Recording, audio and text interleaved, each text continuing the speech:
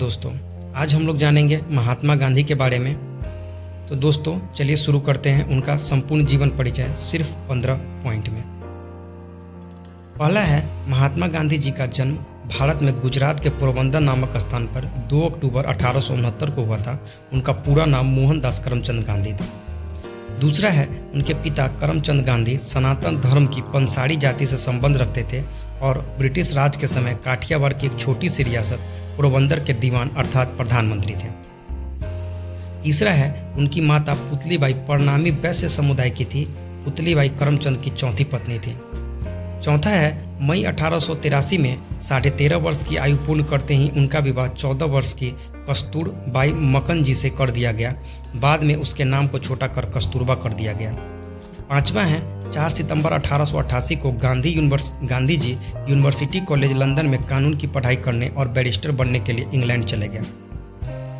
पांचवा है, गांधी जी को एक केस के सिलसिले में दक्षिण अफ्रीका जाना पड़ा। अफ्रीका में गांधी जी को भारतीयों पर भेदभाव का सामना करना पड़ा, जिसके कारण उन्होंने वहां पर कई आंदोलन चलाए। गांधी जी 1915 में दक्षिण अफ्रीका से भारत में रहने के लिए लौट आए तथा उन्होंने गोपाल कृष्ण गोखले को अपना राजनीतिक गुरु स्वीकार कर लिया। छठा है, गांधी जी की पहली बड़ी उपलब्धि 1917 में बिहार में हुए चंपारण सत्याग्रह में मिली। उन्होंने चंपारण के किसानों को उनके हक दिलाने में मदद की। सातवां है, इसके बाद उन्होंने खेरा में हुए आंदोलन का नेतृत्व किया, जिसमें भी उन्हें काफ़ी हद तक सफलता मिली।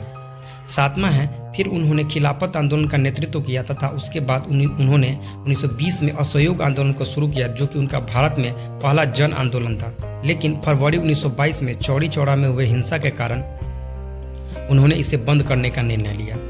आठवां है, 1930 में गांधी जी ने नमक सत्याग्रह को शुरू किया तथा इसके तुरंत बाद उन्होंने सविनय अवज्ञा आंदोलन को शुरू कर दिया, लेकिन कुछ ही वर्षों में इसे भी बंद करने का निर्णय लिया। नौवां है, इसके बाद गांधी जी ने 1942 में भारत छोड़ो आंदोलन को शुरू किया तथा इसी आंदोलन के दौरान उन्होंने करो या मरो का नारा दिया। इसी आंदोलन ने भारत में आज़ादी का मार्ग प्रशस्त किया। 10वां है, भारत छोड़ो आंदोलन के परिणाम स्वरूप ही कुछ ही वर्षों के बाद भारत 15 अगस्त 1947 को आज़ाद हो गया। इस आज़ादी में गांधी जी की महत्वपूर्ण भूमिका थी, जिसके कारण उन्हें भारत का राष्ट्रपिता कहा जाने लगा। 11वां है, लेकिन आज़ादी के कुछ ही महीनों बाद 30 जनवरी 1948 को नाथूराम गोडसे के द्वारा गांधी जी की हत्या कर दी गई, जिससे भारत में एक युग का अंत हो गया।